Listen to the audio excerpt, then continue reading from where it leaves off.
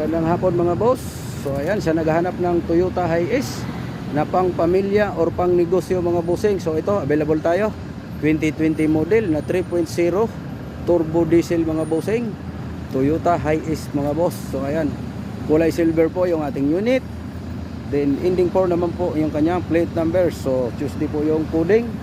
Ayan mga boss, so ikot lang tayo sa kanyang exterior mga boss.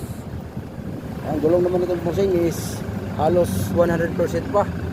Kaya sobrang kapal, nakamags na rin yan mga boss. So ikot lang tayo sa kanyang exterior mga bossing para makita natin kung may tama ba. So wala po bossing, may mga maliliit lang na scratches pero kayang-kayang bapingin yan mga boss. Accessories na rin yung kanyang mga door handle mga bossing. So dito naman sa likod, so ayan, yung likod dito is 80%. So hindi sila parehas ang kapal, bago yung nasa harapan. Ayan mga boss, baka makursunadahan nyo to mga bossing. 2020 model, so 980 yung negotiable nito mga boss. Kasama pa yung transfer of ownership at saka nakarehistro to mga bossing hanggang 2027 pa. Next year ang expiration nito mga boss. So ayan,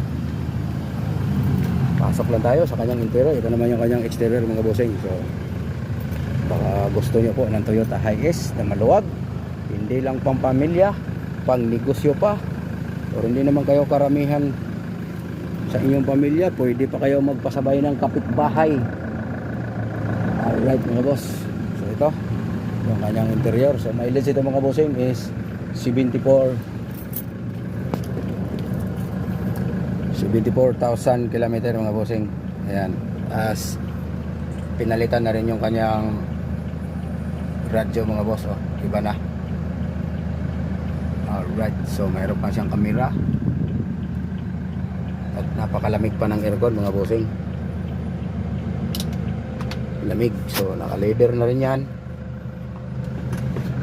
Ayan po, so, at napakaganda pa ng timing ng kanyang makina. Tunog Toyota talaga mga boss. Aray ko, ika nga Toyota nga eh. Ayan mga bossing oh.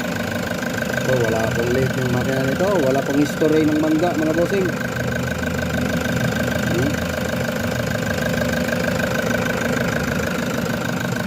Ayan mga bossing, baka gusto nyo po ng manual transmission Toyota Hiace na 3.0 2020 model mga bossing. So doon lang tayo sa kabila para makita naman natin yung dual aircon yan mga boss. Yan naman yung